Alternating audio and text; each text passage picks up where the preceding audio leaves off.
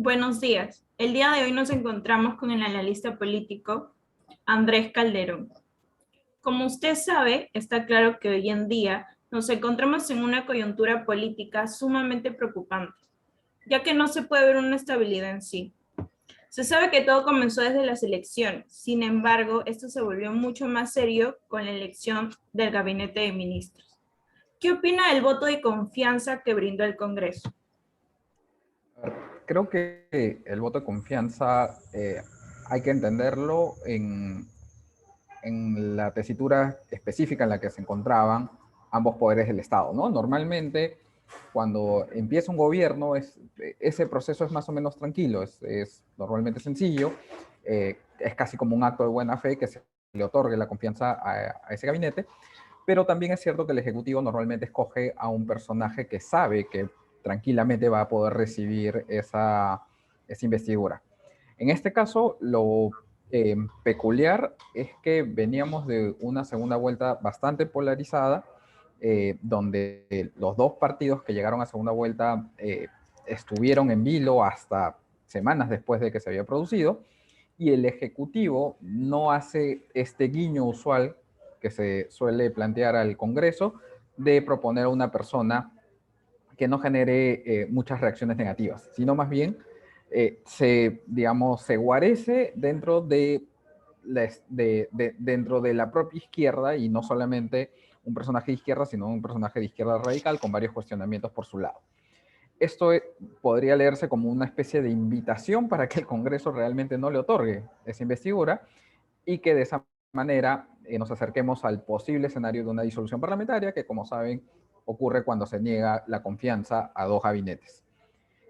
Entonces, en ese contexto, el Congreso tenía que tomar la opción de entrar directamente a la confrontación, ¿no? Lo cual habría posibles escenarios, digamos, de eventual liquidación de alguno de los dos poderes del Estado, o de alguna manera seguir en la danza, ¿no? Y escoge seguir en la danza y dice, ok, te vamos a dar el voto de confianza, pero eso no quita que yo no tenga cuestionamiento, solamente que no quiero utilizar todavía esta herramienta de presión porque me acerca a la disolución parlamentaria y eso es algo que yo quiero evitar. Ese es más o menos el razonamiento eh, conjunto del Congreso que uno podría interpretar, y la razón por la cual se otorga la confianza a un gabinete que tiene tantos cuestionamientos.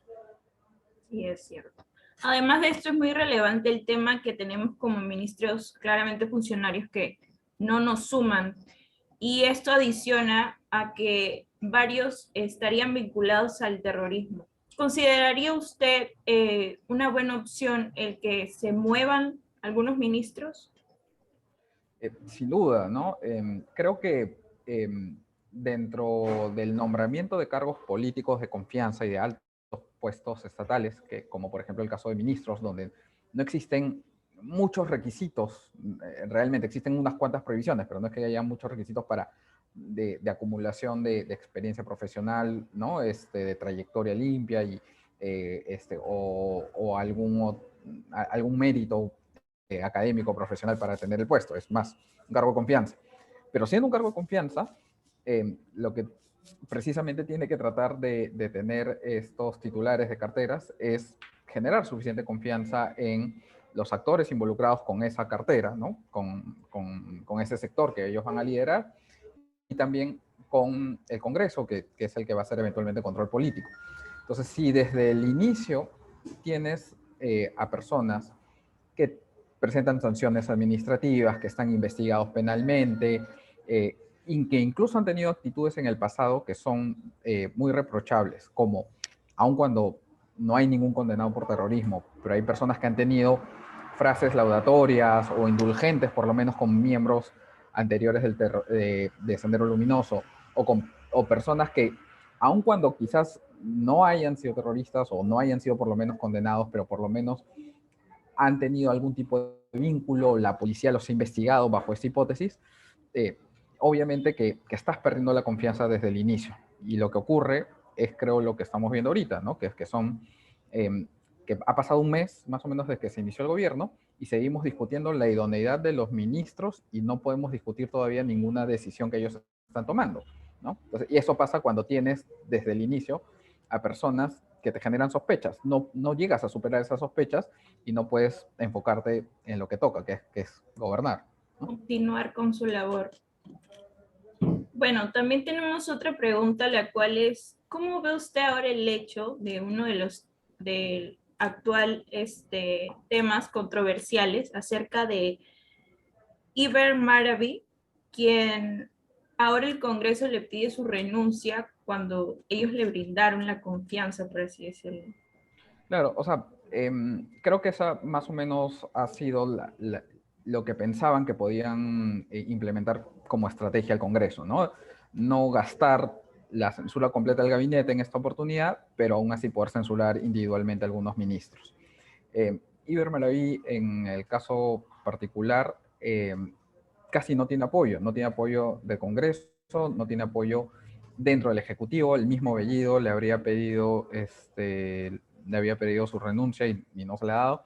El verdadero respaldo que tiene este señor es el mismo presidente, Pedro Castillo, eh, de quien comparten una raíz que tiene, que está relacionada con el sindicato de maestros en los que ambos formaron, ¿no? Creo que el Ejecutivo está indeciso sobre si lo que deben hacer es ya conceder alguna pieza, ¿no? A plantear algún cambio y amainar un poco las confrontaciones con el Congreso, o seguir en sus 13 buscando que el Congreso insista en el camino de la confrontación para eventualmente activar el camino de la censura de un gabinete, ¿no? Y acercarse al precipicio de la disolución parlamentaria, ¿no? Entonces, el Ejecutivo está actuando, eh, yo creo que no de manera estratégica. O sea, creo que podría parecer una estrategia, pero en realidad es el desorden de voces o el desorden de intereses en conflicto dentro del Ejecutivo lo que impide que se tome un camino claro de respaldar o de dejar caer ese ministro. Como usted bien indicó, el Iber Maraví tiene el respaldo del presidente Pedro Castillo. ¿Cuál cree que es el mensaje que el presidente Pedro Castillo manda al Perú al no aceptar su renuncia? Yo creo que el señor Castillo ni siquiera es consciente de los mensajes que está dando.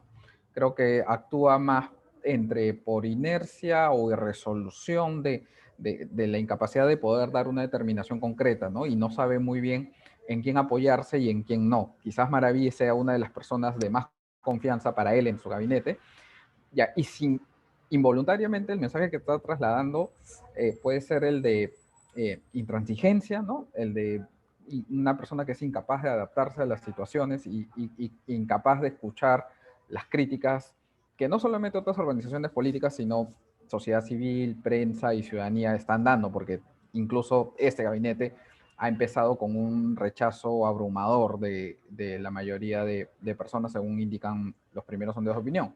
Entonces creo que es un mensaje nuevamente involuntario, pero de alguien ausente, como el de un administrador o de una persona que ante los problemas que se le enfrenta, prefiere esconderse y simplemente taparse los ojos esperando que el problema se resuelva solo, ¿no? Sí, si bien es cierto, lo que usted indica es sumamente verdad y lo podemos ver en la prensa más que todo. Otro tema que ahorita está sumamente controversial es acerca de que el presidente del Consejo de Ministros, Guido Bellido, ha sido titular de muchas noticias, ya que, como usted bien sabe, fue denunciado por la congresista Patricia Chirinos. ¿Cuál es su opinión acerca de esta reciente denuncia? A ver, creo que es una denuncia bastante grave y que sí tiene varios indicios de verosimilitud, ¿no? Empezando porque no es realmente ahorita, sino el día del voto de investidura, Patricia Chirinos lo mencionó, solamente que en ese momento quizás la denuncia se perdió dentro de las numerosas intervenciones que hicieron los demás parlamentarios. Además, había leído una nota en donde alguien comentaba justamente que en esa ocasión en la que conversan Bellido con Chirinos, Bellido ya había tenido comentarios desafortunados. Otro congresista congresista José Geri también, sin recordar específicamente cuáles han sido las palabras que él mencionó, dice que hizo bromas de mal gusto, ¿no? Y lo precede, lamentablemente, para el país, lo precede a Bellido varias expresiones que él había tenido en sus redes sociales personales que se han ido publicando, ¿no? Desde que fue nombrado, pero de años anteriores donde tenía expresiones misógenas, machistas, homofóbicas. Entonces tú dices, una persona que tiene, digamos, todo ese pasado, es muy probable que pueda tener ese tipo de expresiones. Es una persona que no tiene credibilidad, y que pinta, digamos, de cuerpo entero, eh, digamos, alguna vena que se trasluce ya en la piel del gobierno, ¿no? Que es un gobierno que en donde en realidad la defensa de los derechos de la mujer o de minorías, por ejemplo, por orientación sexual, no son temas que realmente les preocupen, ¿no? Que el propio presidente Castillo no haya dicho nada sobre el tema, y que no haya reconsiderado el nombramiento de Bellido a raíz de esta denuncia, es un indicativo de que en realidad no les parece tan problemático en un país donde los casos de violación son tan elevados, creo que son de los niveles más altos del mundo, que es increíble que alguien haga una broma de este estilo, alguien y sobre todo en ese puesto, y que se intente pasar por agua tibia o como si algo no hubiera ocurrido, ¿no? Bueno, como usted lo indica, es claro que lo que hizo el presidente del Consejo de Ministros es sumamente atroz para todos. Sin embargo, él en sus entrevistas, en sus declaraciones que da, indica que esto sería toda una conspiración para que vaquen al presidente del Perú. ¿Se puede considerar entonces que si las acciones de los congresistas continúan, ya que si bien no recuerdo, Norma Yarón, que es de Avanza País también, quería llevar esto a Comisión de Ética, provoque la vacancia del presidente y de los ministros en sí?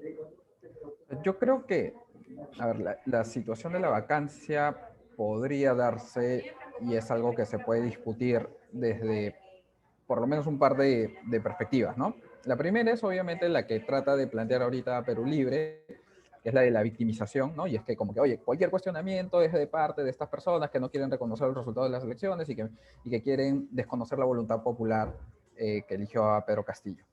Y puede que sea cierto que hayan algunos congresistas o hayan algunas posiciones políticas que efectivamente no están conformes con el resultado de las elecciones y digan, ok, como no estoy conforme, tratemos de cambiar la realidad a través de un proceso acelerado de vacancia. Pero por otro lado, creo que también, una democracia sería demasiado boba si es que permitiera que un poder del Estado actúe de manera autocrática, sin entender los mensajes de la ciudadanía, sin entender el control político, digamos, sin convivir dentro de un esquema de balance de poderes que es como se prevé en la constitución de nuestro país, ¿no? Entonces, si es que tú tienes, por ejemplo, un ejecutivo que nombra gabinetes con el propósito únicamente de buscar la censura para disolver el Congreso debería quedarse cruzado de manos, ¿no? Si es que tienes un gabinete que lo único que pone a las personas no solamente con poca experiencia o con poca capacidad, sino que lo haces simplemente para cargarse el Estado, para llenarse los bolsillos de las personas que están trabajando, ese copamiento, del Estado, tendría que ser tolerado por todo el mundo. Yo creo que no, ¿no? Y entonces creo que es, o sea, mientras más tiempo, se mantenga el Ejecutivo en esa línea, van a sumarse voces que van a decir, oye, este gobierno es insostenible, esta persona realmente no está capacitada moralmente para continuar, dirigiendo las riendas del país, y tenemos que tomar una solución, ¿no? O sea, un país no puede estar condenado a cualquier desgracia durante 5 años. El Ejecutivo no creo que esté todavía en esa situación, pero la intransigencia o la inercia los puede llevar hacia ese escenario. Pues sí, tiene razón en todo lo que ha mencionado. Como última pregunta y un poco, no sé si llamarla chistosa, pero se indica mucho en la prensa que quien está realmente al mandato de nuestro país es Vladimir Cerrón. ¿Qué comentaría acerca de eso? No, yo creo que estamos un poco más a la deriva. O sea, creo que hay como 3 o 4 capitanes que están peleándose el timón y eso hace que el bote se mueva por cualquier lado, ¿no? O sea, lo cierto es que no es un poder unívoco, no es solamente Pedro Castillo. Influye bastante Cerrón y el ala más dura de Perú Libre, influye el ala del magisterio, influye en menor medida algunos aliados de izquierda, ¿no? Como Juntos por el Perú, y por ahí un par de técnicos que han logrado algún tipo de espacio, pero que también finalmente son de izquierda. Entonces, creo que esas pugnas internas por el poder justamente nos llevan a, por lo menos, una conclusión. El que manda no es Castillo, o por lo menos no es el que manda solo, pero sí es el responsable, ¿no? Porque él finalmente, a él se le eligió como capitán del barco y él es el que está, digamos, jugando a Juego de Tronos al interior del Ejecutivo, ¿no? Y rotándose el control entre personas que claramente cada una tiene un interés particular y lleva la embarcación por el lugar donde se le antoje, ¿no? Sí, tiene razón. Bueno, le quería agradecer por brindarnos un poco de su tiempo. ¿Algún mensaje que quiera darnos como último? ¿No? Sigan haciendo, estudiando y haciendo periodismo, que eso es lo que más necesitamos ahora, ¿no? Voces críticas y que estén siempre echando luz sobre las cosas que para bien o para mal hagan quienes tienen poder en el Estado. Muchas gracias, de verdad. Ok, gracias, Daniela.